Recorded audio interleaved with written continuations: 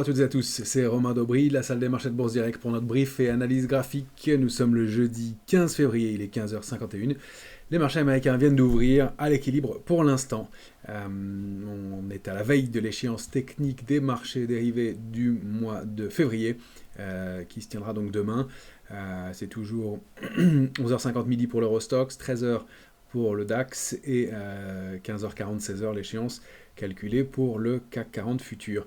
On entame donc bien cette dernière ligne droite avec des petits signaux de faiblesse, mais des gros contre-pieds aussi haussiers sur les indices. On fait sauter le bouchon sur l'indice CAC 40, les 7705 points, avec une cible qu'on avait évoquée ensemble qui a déjà été atteinte rapidement. Merci à toutes et à tous pour vos likes, vos retweets, vos partages, vos commentaires toujours positifs. Pensez à vous abonner à la chaîne Bourse Direct YouTube. Si vous voulez plus de suivi, eh bien, vous pouvez vous abonner à nos comptes Twitter respectifs. On essaie de mettre des informations et puis l'ensemble des rendez-vous et des interventions sur les différents médias. Mais donc, pour cette fin de semaine, eh bien, on a donc demain l'échéance technique des marchés dérivés. On aura, je reprends mon calendrier, demain... vendredi, pour terminer la semaine, l'indice des prix à la consommation, donc indice d'inflation en France, les prix à la production, donc un autre marqueur d'inflation aux États-Unis, et l'échéance des trois sorcières. Alors quant à l'inflation, effectivement, ça a été le déclencheur d'un petit mouvement de consolidation qui était déjà larvé la veille. Le mouvement s'est mis en place, mais déjà dès lundi soir, le mouvement était larvé, et quand le chiffre d'inflation est sorti, mardi, eh bien, l'accélération baissière s'est produite relativement rapidement. Rien de très fort sur les indices, toujours très technique, et notamment sur les indices américains, mais une baisse qui est très modérée. Reste qu'on arrive à la fin de la saison des publications, il n'y a pas beaucoup de momentum, les hausses se font avec moins de volume, les baisses avec des volumes un petit peu plus forts, et on a cette possibilité de tenir autour de l'échéance technique des marchés dérivés donc de demain, et on sait que c'est souvent un pivot de marché, donc tenir jusqu'à l'échéance, et pourquoi pas entamer le mois de mars avec peut-être un peu moins de vigueur, c'est très possible. On a déjà fait un très beau parcours, mars sur les marchés dérivés, bien entendu, on a déjà fait un beau parcours sur les marchés, plus de 11% sur le Nasdaq depuis le début de l'année, plus de 24% je crois depuis le mois d'octobre sur le Nasdaq. Bon, c'est plus mitigé sur les indices européens. C'est pour ça que le débordement qu'on va observer ensemble sur le CAC 40 est à prendre avec des pincettes à mon sens. Je ne sais pas s'il y a beaucoup de momentum pour aller vraiment déborder ces niveaux-là pour l'instant. Reste que le calendrier de la semaine à venir va être intéressant. Lundi, ce sera férié aux États-Unis pour le George Washington Day. On aura les résultats de Forvia en France lundi. Mardi, ce sera Air Liquide et Carrefour qui publieront. Et puis on aura la consommation américaine, toujours intéressant, Walmart et Home Depot, mardi soir, ou mardi dans la journée. Mercredi, les minutes de la Fed, le compte-rendu de la dernière réunion, donc c'est là où les opérateurs vont essayer de détecter du détail dans le contenu de la dernière réunion de la Fed, voir s'il y a des éléments complémentaires à trouver par rapport au dernier discours et par rapport à la dernière réunion. Et on aura très très important mercredi soir, ça va être vraiment une bascule à surveiller, les résultats d'NVIDIA. C'est la star du moment évidemment, on va la regarder graphiquement et voir un peu les enjeux. Et puis jeudi on aura toute une série de PMI, que ce soit en France, en Allemagne, en Europe, aux États-Unis, donc directeur d'achat à surveiller. Jeudi, belle journée de publication à Paris puisqu'on aura AXA, Danone, Engie et Accor. Et puis enfin on terminera la semaine prochaine par le PIB et l'IFO en Allemagne.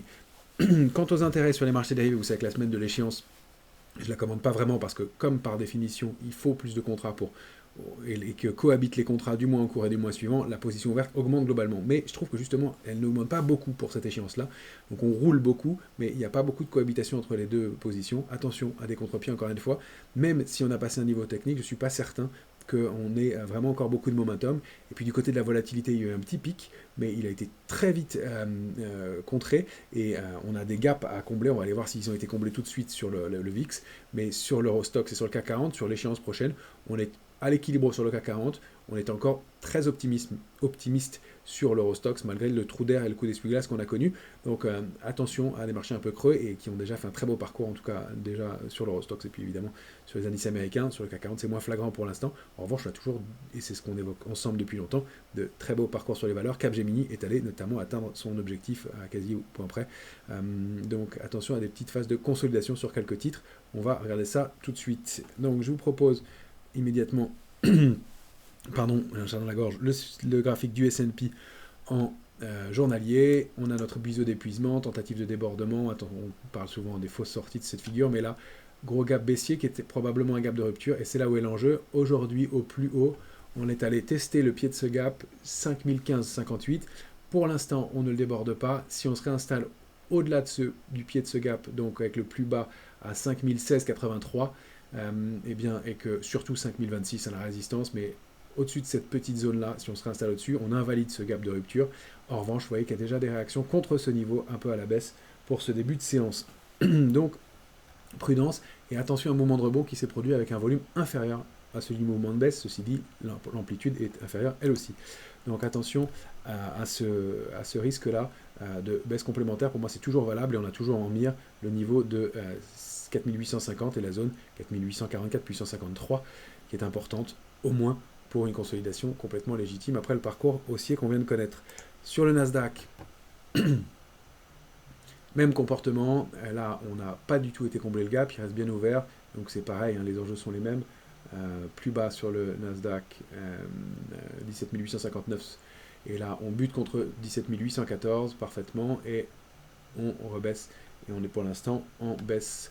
Le support à préserver c'est 17 644, et après donc la zone 17 560, 17 596. Là, en dessous, pourrait se mettre en place une consolidation un peu plus marquée. On a un petit canal haussier qui s'est formé ici, avec un risque de retour, à mon avis, dans cette zone de gap.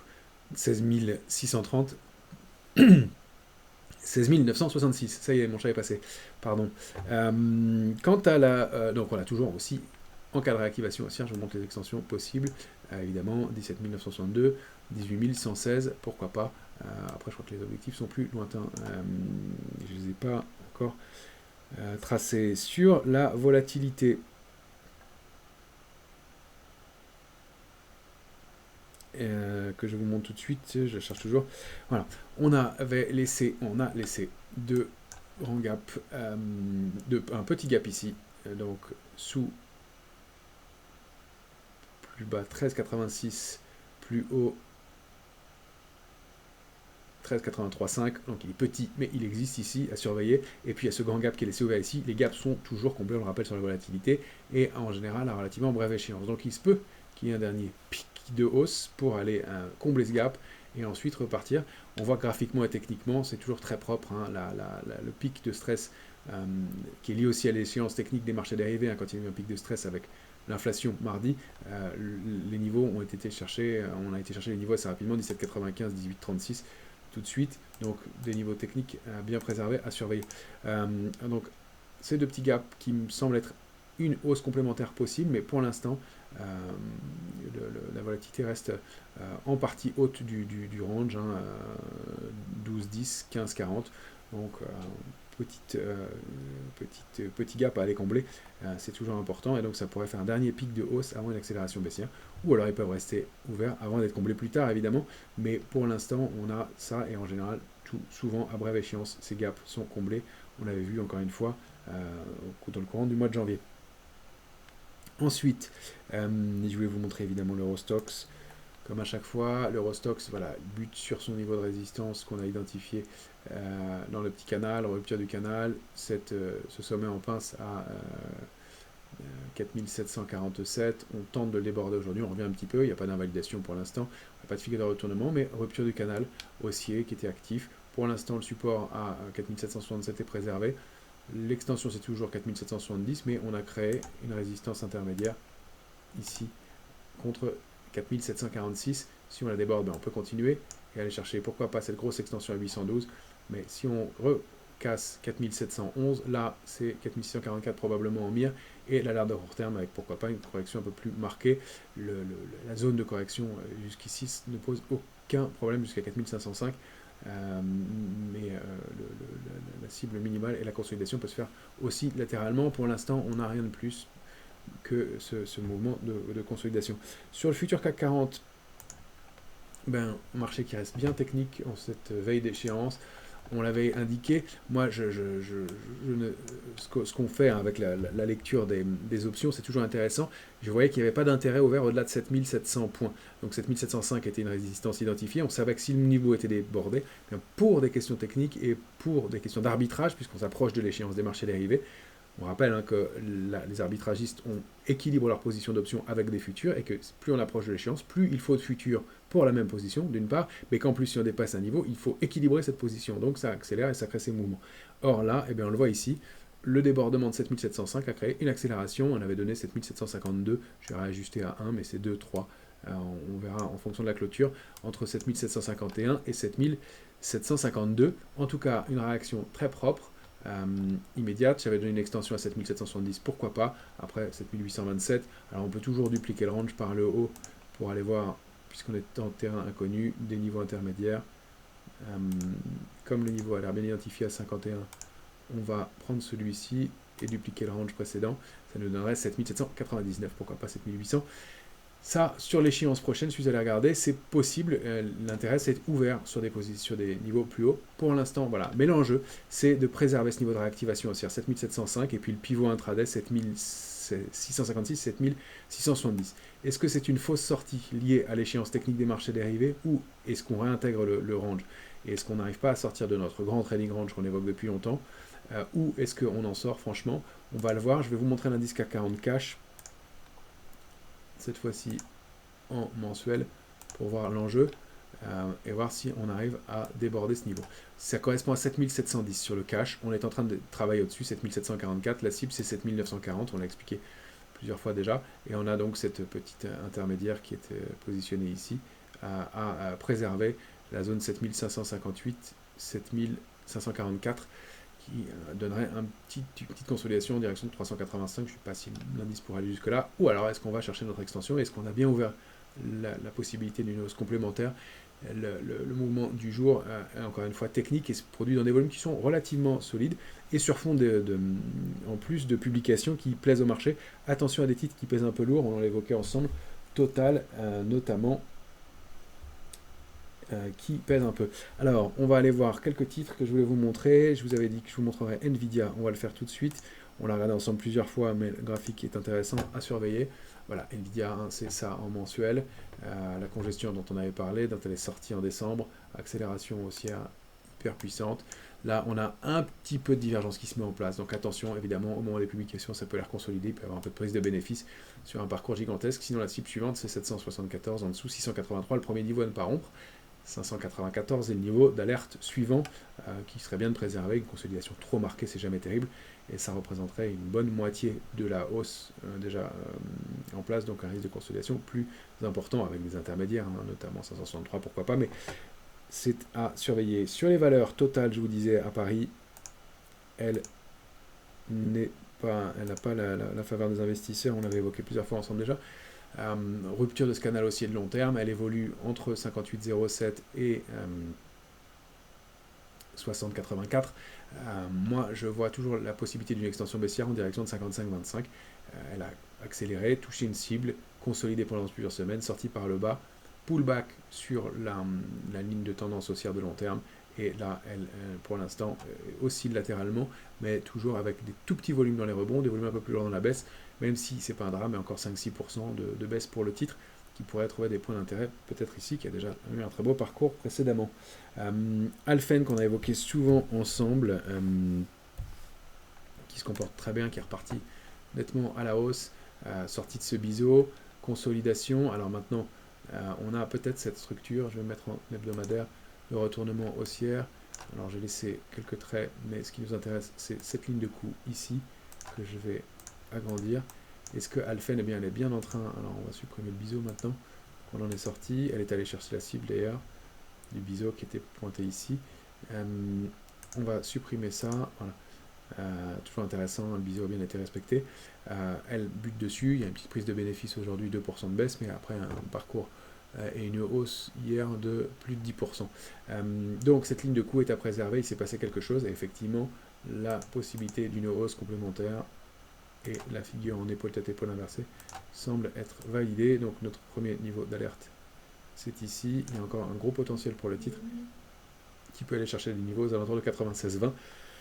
Premier niveau d'alerte, la ligne de coup qui est située à 60-72 et le support majeur à 56-92. Ça, ce ne serait pas bon du tout de repasser sous cette zone-là. Ça invaliderait cette figure qui, pour l'instant, est bien en place et dont la sortie s'est faite avec un vrai volume, 3 ou 4 ou 5 fois supérieur au jour précédent. Donc il y a une vraie reprise sur ce titre-là. Donc, parcours à suivre. Je voyais un autre titre qui peut-être donne du potentiel de poursuite haussière. C'est Imerys. Imerys, elle est ici. On l'a commenté plusieurs fois. Support, ta séance, accélération de la de 28,91. Elle préserve 30,76. Et puis là, elle a l'air de réactiver sa dynamique haussière. Si on regarde en journalier, les volumes ne sont pas extraordinaires, mais elle consolide depuis plusieurs jours. Et elle a une petite accélération haussière. Elle est peut-être en train de sortir de cette zone. Donc à surveiller pour aller chercher 30,74.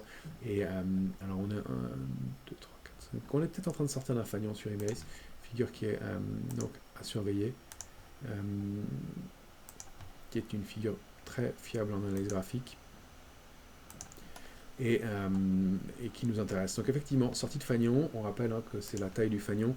Alors on prend, si on est optimiste, on prend le moment de la rupture. Si on est plus conservateur, on prend la résistance précédente.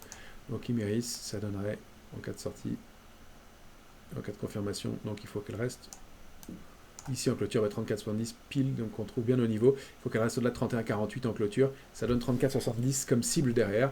Donc une configuration intéressante que je voulais vous partager. Veralia, malheureusement, on était rentré dessus. Et je voulais vous faire le suivi. Voilà, titre qui réagit pas bien à une publication. Effectivement, les perspectives pour 2024 sont moins bonnes quand on va regarder dans le détail que 2023, même si ça reste en hausse. Et donc là, le marché n'aime pas pour l'instant. Donc, gros coup d'essuie-glace. Elle préserve 32,70. Donc, nous, on va voir si elle clôture au-dessus ou en dessous. Sous ce niveau-là, on n'insistera pas. Mais ça reste quand même un beau dossier. Mais une vraie invalidation. Donc, nous qui sommes positionnés dessus, il y a une vraie invalidation qui s'est mise en place. Maintenant, elle préserve un niveau technique. On va essayer de sortir peut-être un peu mieux, mais de pas se sortir dans un mouvement de baisse brutal comme ça sur des chiffres. Il y a quand même un coup d'essuie-glace et les marchés changent un peu de dynamique régulièrement en ce moment. Donc, on va aller vérifier ça. Pernod Ricard, qui donc déborde un niveau intéressant. Mais vous voyez, il n'y a pas beaucoup de suivi dans le mouvement. Elle est allée chercher sa cible suivante à 163,60, peut-être on peut donner des extensions jusqu'en direction de 164,55. Effectivement, c'était un niveau aussi. Elle replie pas mal quand même après l'ouverture et la hausse. Il y a ce gros gap qui n'a pas été comblé, BISO, et la première cible du BISO a bien été atteinte. Donc pour l'instant, un titre qui a besoin de reconstruire une figure plus solide, plus large que celle-ci. Si on dézoome en hebdomadaire, vous voyez qu'on n'a pas une figure de retournement haussière qui s'est mise en place, il y a une réaction sur un support majeur, et là il va falloir construire quelque chose par la suite, donc peut-être une latéralisation avant de pouvoir accélérer à nouveau. C'est pas mal, les volumes sont à la main des acheteurs, mais vous voyez qu'il y a des grosses invalidations quand même. On est toujours en hausse de 2% aujourd'hui, mais avec du repli par rapport à l'ouverture. Je voulais vous montrer Schneider, une très belle valeur qu'on suit depuis des années, sur laquelle on est rentré, pas forcément assez conservé. Voilà, Schneider, elle a atteint 197. Depuis, la bougie du jour laisse quand même à penser qu'il y a peut-être un peu de prise de bénéfice. Alors, il faudra voir comment elle est en clôture. Et ça pourrait être une vraie étoile du soir. Une étoile filante, et donc à surveiller sur une consolidation. Les géants qui ont fait de très beaux parcours dessus sont tentés de prendre du bénéfice. Après un superbe parcours pour le titre depuis plusieurs mois, qui est toujours confirmé. Les cibles suivantes, j'ai été chercher des extensions de 113 et pourquoi pas de 126, ça c'est vraiment du long terme. Pas de figure de retournement, mais peut-être encore une fois un peu de prise de bénéfice à court terme, autour vers 190, pourquoi pas. Parfois pas idiot de prendre un peu de bénéfice et de faire un peu de cash quand le parcours a été impressionnant comme ça, et régulier, pour une très belle valeur. Renault, elle est intéressante parce que Renault, elle évolue depuis plusieurs semaines sous une ligne de tendance baissière qu'elle a testée une fois, deux fois, trois fois, quatre fois ici. Et aujourd'hui, elle tente de déborder ce niveau-là avec un gros volume qui est en plus confirmé depuis plusieurs jours dans les mouvements de hausse. Et donc le débordement de ce niveau et de ce support à 39,30 serait vraiment important pour la suite. Donc à surveiller, voir si elle peut aller chercher déjà cette résistance à 41,25 pour des extensions à 46,15. C'est un gros niveau 46,15 pour le titre. Elle a l'air de vouloir le faire. Alors on peut y voir une épaule, tête épaule inversée, j'aime pas trop parce que la ligne de cou est un peu bancale. Donc, mais en tout cas, sortie de cette zone de consolidation, ce range-là ouvrirait au moins la voie à celui-ci. Donc même si je ne vois pas un énorme potentiel pour le titre, c'est quelque chose qui serait actif sur Renault à court terme. Voilà pour les valeurs que je voulais vous montrer aujourd'hui. Il y en a beaucoup d'autres à commenter, mais voilà déjà une partie des éléments. Donc, fin de semaine technique, à voir si on arrive à préserver sur l'indice CAC 40 7705 déjà, et puis surtout la zone 7656, 669, ça c'est vraiment le pivot. Donc on s'en éloigne pour l'instant avec du volume, c'est plutôt pas mal. Maintenant, est-ce que ça n'est que du technique? Et c'est là on va voir si on a du momentum pour poursuivre. Attention à quelques signaux de faiblesse sur les indices américains, encore une fois, qu'on vient de voir ensemble. Est-ce qu'on comble ou pas ces gaps et est-ce qu'on réussit à clôturer au-dessus? C'est vraiment tout l'enjeu pour les heures à venir d'une phase de consolidation qui pourrait se mettre en place après, encore une fois, des parcours un peu forts et des indicateurs qui sont un peu tendus. On rappelle que le S&P a quand même progressé 14 semaines sur les 15 dernières semaines de bourse. C'est historique, on n'avait pas connu ça depuis 1972, 52 ans. Donc une pause semble probable, légitime. On va voir comment la semaine se clôture. Excellente fin de semaine à toutes et à tous.